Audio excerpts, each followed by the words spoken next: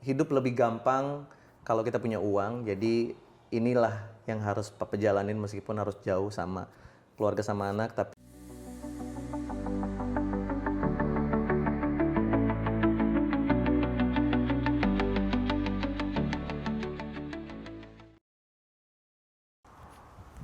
Hai teman-teman, kembali lagi kita di Migrant Journey Channel. Saat ini kita bertemu dengan seorang yang sudah jauh sekali dari Indonesia, sudah sampai di luar negeri. Yuk kita perkenalkan diri dengan kakak satu ini. Oke, halo, nama saya Oki Sudrajat. Saya asli Cianjur, Jawa Barat. Tinggal di Jakarta. Sekarang saya bekerja di Turk Caicos Island. Salah satu pulau di teritorinya UK, British. Oke, jauh banget ya kak ya? Jauh banget. Sebelum memutuskan untuk bekerja Ya. ke luar negeri, sebenarnya apa itu alasan utamanya? Oke, sebenarnya banyak hal untuk menjawab alasan itu karena setiap orang, setiap keluarga punya satu achievement yang mana saya memutuskan untuk kerja di sini supaya mencapai si target itu lebih cepat sebenarnya, terutama dari segi finansial, karena kita tahu kalau misalkan kerja di luar negeri itu nggak cuman lebih besar salary-nya, tapi juga kita bisa mendapatkan finansial yang lebih cepat gitu. Jadi akhirnya keputusan inilah yang harus saya ambil meskipun jauh dari keluarga, jauh dari anak, sulit memang, tapi ya akhirnya saya di sini. Oh ya, very good. Welcome to Turk and Caicos ya. Thank you.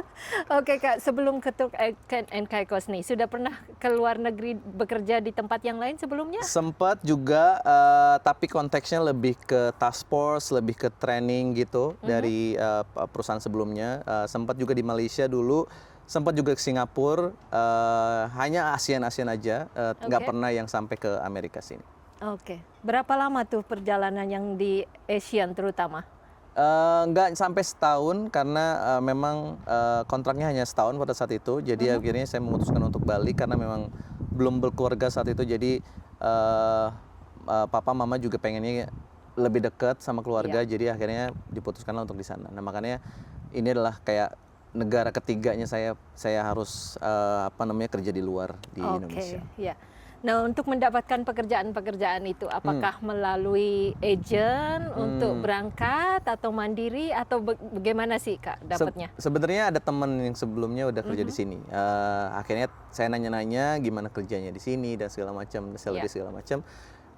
Mulai tertarik karena memang positif dari mulai komen-komennya. Akhirnya saya memutuskan untuk apply sendiri pada saat itu. Jadi saya buka salah satu website di internet, akhirnya saya dapat interview segala macam, prosesnya panjang dan akhirnya saya dapat di sini. Ya intinya sih ada orang dalam, tapi maksudnya teman yang udah kerja di sini itu saya akhirnya cari-cari informasi dan akhirnya saya apply lewat website itu sendiri. Oke, ya. Jadi referensi itu sangat penting. Betul. Oke. Hal-hal apa yang paling mengejutkan di awal mau berangkat ke luar negeri ini? Mengejutkan atau yang tidak terduga lah istilahnya. Sebenarnya karena udah lama, jadi waktu pas ke Malaysia sama Singapura dulu, itu kan udah lama banget, jadi 2015, 2014 gitu. Nah sekarang kan udah lama lah pengurusan untuk lebih dari 10 tahun ya, 2025. Pengurusan kayak lebih ke SKCK, paspor segala macam, visa segala macam, itu yang bikin saya kayak, wah ini ternyata sekarang lebih mudah sebenarnya. Saya menyangkanya bakalan lebih sulit, tapi ternyata prosesnya itu ternyata kalau dijalanin ya udah emang ternyata emang gampang gitu loh. Nggak seribet apapun yang. Tapi sebenarnya ada satu hal yang mengejutkan adalah apply-nya di bulan Oktober, September bahkan, tapi berangkatnya di bulan Februari. Jadi prosesnya itu ternyata hiring-nya luar biasa lama sekali. Jadi saya nggak kebayang kalau misalkan jadi company-nya gitu, dari mulai proses hiring, terus habis itu medical check up, terus habis itu segala macam, itu panjang banget gitu. Jadi ya bersyukur udah sampai di sini. Jadi sebenarnya kita ada sistem pembuatan work permit ya. Kalau kita kerja di luar negeri supaya jadi legal berarti kita harus pakai work permit itu. Betul di setiap negara tertentu pasti punya proses yang antara lama atau tidaknya itu tergantung dari negara-negara tersebut ya. Bagaimana pemerintahannya itu akan mengkonfirmasi kita untuk bisa bekerja di sini. Oke. Terus gimana nih dengan setelah sekian lama di sini? Oh, boleh tahu berapa lama sekarang udah, Kak? Ini bulan ke-5 jalan berarti.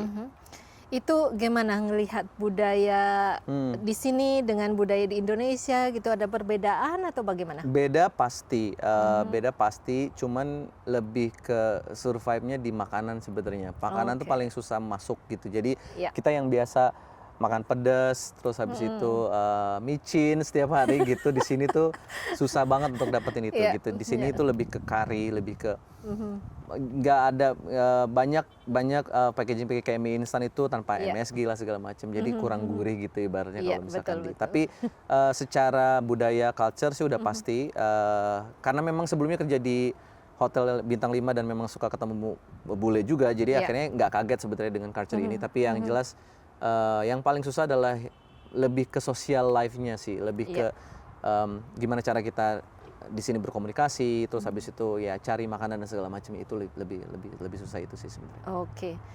Perlu bahasa Inggris nggak sih kalau kita mau bekerja ke luar negeri? Perlu banget, itu penting banget, karena kadang saya juga mikir kalau misalkan kebayang kalau misalkan saya nggak bisa bahasa Inggris, mungkin saya nggak bisa ke sini gitu. At least kita bisa basic untuk conversation aja sih sebenarnya. Apalagi kalau hotel kan atau restoran tuh lebih ke basicnya lebih ke kayak makanan ini apa bahasa Inggrisnya, kayak nasi goreng, telur segala macam. Terus numbers juga penting, kayak misalkan jumlah uang kita harus tahu bahasa Inggrisnya apa. Karena kalau misalnya nggak tahu, kemungkinan bahkan akan susah untuk apalagi dari proses hiringnya aja udah ketat itu gitu untuk bahasa Inggris. Kalau misalkan memang belum bisa bahasa Inggris terus habis itu udah masuk ke sini, itu akan lebih susah lagi gitu untuk menghadapinya gitu. Menurut Kakak itu dibandingkan dengan apakah itu mereka consider untuk hiring itu karena pengalaman atau karena pendidikan nih? Jujur sebenarnya kalau ini depend perusahaan itu sendiri. Kadang kalau Indonesia mungkin ada beberapa company yang selalu meminta education background-nya. Tapi kalau di sini untuk yang company ini hanya butuh pengalaman aja sebenarnya. Jadi saya cuma ditanya soal pengalaman aja di mana dan di mana. Mereka nggak nanya soal background education-nya di mana. Jadi mungkin lebih banyakin pengalaman lebih penting. Bukan berarti education nggak penting, tapi kayaknya kalau di luar negeri tidak terlalu memandang edukasi. Yang penting pada saat interview juga bagus, conversation juga bagus pada saat interview. Kayaknya kita bisa meyakini mereka bahwa kita valid dan mampu, jadi kayaknya itu lebih penting. Oke. Interview process is very important juga. Betul sekali. Oke. Nah, tantangan terbesar di tempat bekerja itu apa aja, Kak? Wah, banyak sebenarnya. Seperti kita ketahui kalau misalkan hotel itu banyak orang yang masuk ke situ, banyak orang dari luar negeri gitu, dari mulai kulit hitam, kulit putih, kadang ada yang dari Asia, kadang dari Eropa dan segala macam. Memang beda wataknya, beda karakteristiknya, personality juga beda. Kadang kita juga harus bisa memposisikan diri supaya untuk handle orang ini seperti ini, nah itu kadang moodnya juga harus kita bisa kontrol sendiri, karena kalau misalnya mood kita nggak bagus, kadang kita juga malah capek sendiri, stres sendiri, akhirnya malah jadi nggak betah gitu. Jadi ya kayaknya itu sih challenge terbesar untuk tinggal di sini, survive di sini, kerja di luar negeri. Kayaknya harus membawa hospitality Indonesianya, karena Indonesia saya yakin hospitality-nya tuh bagus banget, karena itu diakuin semua negara. Bahkan di sini pun juga sama, orang-orang sini suka sama orang Indonesia karena memang hospitality kita bagus banget. Gitu. Itu sih sebenarnya. Jadi baik dengan karyawan yang dari berbagai negara, juga tamu juga dari berbagai negara ya. Betul sekali. Betul sekali. And di sini ada komunitas orang-orang Indonesia nggak suka terkoneksi dengan mereka? Ada banget. Jadi sebenarnya kaget. Jadi awal-awal pas masuk ke sini, saya tuh langsung kenal sama teman saya itu. Terus teman saya ngenalin di ada grup gitu. Terus terus saya dimasukin tanpa, nggak tahu lah. Maksudnya ada satu grup Indonesia, saya dimasukin ke grup situ. Dan ternyata ada banyak banget, ada sekitar ratusan orang Indonesia di sini ternyata. Dan setelah saya tanya, memang mereka cukup cukup membantu untuk informasi apapun. Jadi salah satunya adalah ketika saya mau Lebaran pada saat itu. Saya nanya masjid di mana segala, karena masjid di sini satu-satunya masjid di island ini agak susah carinya. Terus akhirnya saya ketemu sama satu teman Indonesia dan saya nanya, karena saya tuh nggak bawa sejadah. Iya. Saya lupa nggak bawa sejadah, terus saya cuman bawa baju koko aja. Terus saya nanya di mana saya bisa beli. Ternyata di sini nggak ada yang jual kayak gitu. Akhirnya saya dikasih sama orang Indonesia itu. Wow, Makanya that's itu very nice. salah satu kalau kayaknya sih semua negara gitu. Kalau ketemu orang Indonesia, kayaknya itu kita serasa keluarga aja gitu. Iya, betul, Akhirnya ya kita satu grup, kita ketemu. Bahkan kemarin waktu Lebaran kita makan-makan. Iya. Ada makanan Indonesia juga di sana. Terus akhirnya saya dijamu banyak banget Iya. lah pokoknya. Jadi Bagus. toleransinya tinggi ya sesama Betul, kita ini. betul sekali. Ya. Cuman kadang kita suka tertukar antara Indonesia, kadang beberapa orang Filipina, Thailand. Iya, Mereka betul. pikir kalau orang luar yang lihat kita dikiranya sama ya. Betul, betul. Sama-sama Oke, mukanya. begitu kita nanya, "Are you Indonesian?" Ternyata dia, "No, I'm Iya, Filipina." Betul, betul, Oke. betul. Oke. Oke Kak, pelajaran apa yang paling berharga dari pengalaman bekerja di luar negeri selama ini? Banyak hal sebenarnya, cuman yang paling berharga adalah ketika kerja di luar tuh kita lebih mengenal segala macam karakter orang sih. Jadi bagaimana menghadapi orang tersebut, ini dan itu. Jadi kita lebih lebih dewasa kalau saya bilang. Kita lebih tahu harus di mana kita berada nih, kita diposisikan di mana. Apakah kita harus begini kah? Apakah begitu? Kadang ada orang yang suka dengan orang yang hospitality-nya yang kayak friendly, lebih ke yang tepok sana tepok sini, kayak gitu. Ada juga orang yang nggak suka gitu. Nah, lebih ke situ sih arahnya, lebih kita lebih tahu karakter orang masing-masing. Dan ketika kita nanti kalau misalnya kita ada rezeki untuk keluar negeri lagi, jadi kita tahu nih kalau misalkan orang ini lebih sukanya orang yang friendly, seorang ini lebih sukanya yang elegance, yang formal, yang benar-benar yang nggak suka yang friendly banget gitu. Ya lebih ke situ sih arahnya. Lebih memahami orang lain. Betul. Lebih jelas ya jadinya. Dan bagaimana kita harus bersikap jadinya ya, Betul, istilahnya ya. betul sekali. Oke. Apa saran kakak yang bisa diberikan untuk teman-teman yang mau mengikuti jejak kakak nih? Oke, sebenarnya banyak banget tipsnya ada di internet, di YouTube, di ChatGPT. Mungkin kalau misalnya searching juga banyak banget tips-tipsnya. Cuman dari saya sebenarnya lebih ke arah banyakin referensi, banyakin pengalaman. Jangan takut untuk pindah sana pindah sini, karena semakin banyak pindah. Kalau misalnya kerja di hotel atau di restoran, semakin kita pindah sana pindah sini bukan berarti kita jelek, tapi kita akan lebih mengetahui manajemen sana, lebih berbeda manajemen tuh kadang berbeda aturan gitu. Kadang juga kita ketemu beda orang, beda manajer, beda supervisor, beda rekan selevel juga beda. Jadi lebih banyak aja gitu pengalaman, karena semakin banyak ketemu orang, semakin banyak channel, referensi juga banyak. Kita juga lebih banyak kesempatan untuk ke kerja di luar negeri salah satunya gitu. Itu aja sih, mental.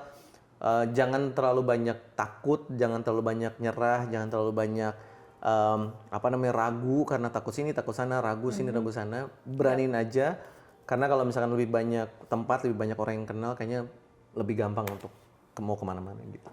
Oke.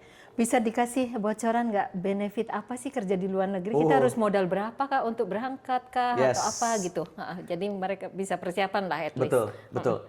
Jujur sebenarnya kalau misalnya kalian apply-nya legal, semua visa, medical check up, terus abis itu hal-hal yang tiket dan segala macam itu dibayarin sama perusahaan.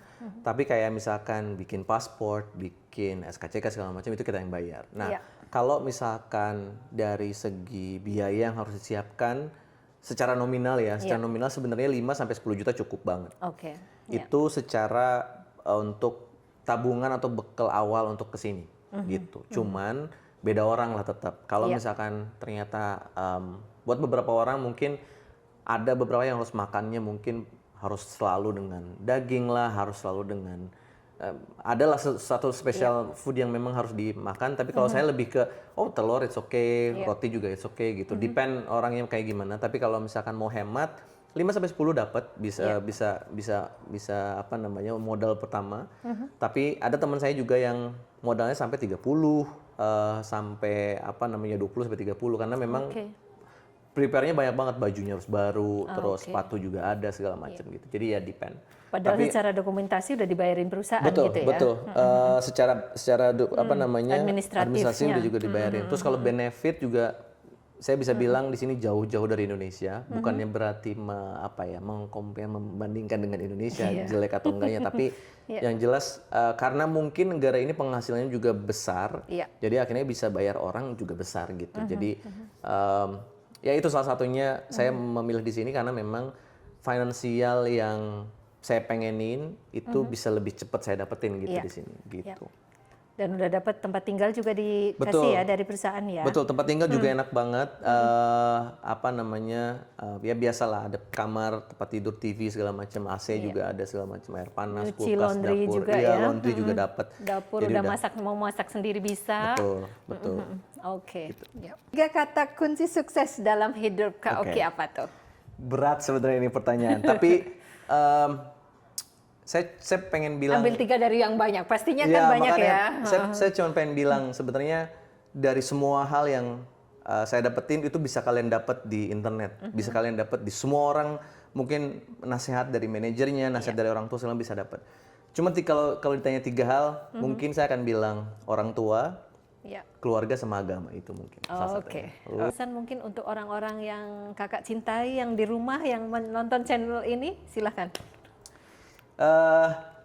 Sabar-sabar karena ini adalah salah satu perjuangan papa dari 3 anak dan 1 istri udah pasti. Iya. Untuk memperjuangkan apa yang kita pengenin untuk supaya hidup lebih baik. Iya.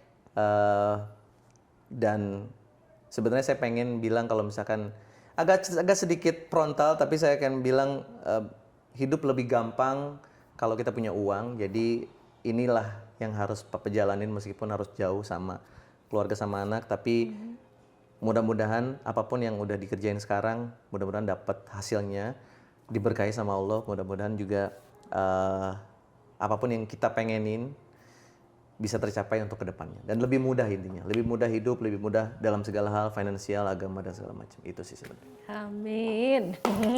Yes. Alright, thank you very much Kak Oki. Thank you so Jadi terima kasih teman-teman yang sudah menonton channel ini. Semoga channel ini selalu bermanfaat buat teman-teman. Dan kalau teman-teman ingin lebih tahu lagi teman-teman yang lain yang sudah berhasil ke luar negeri, tetap ikuti channel ini. Thank you guys. Thank you. Bye for now.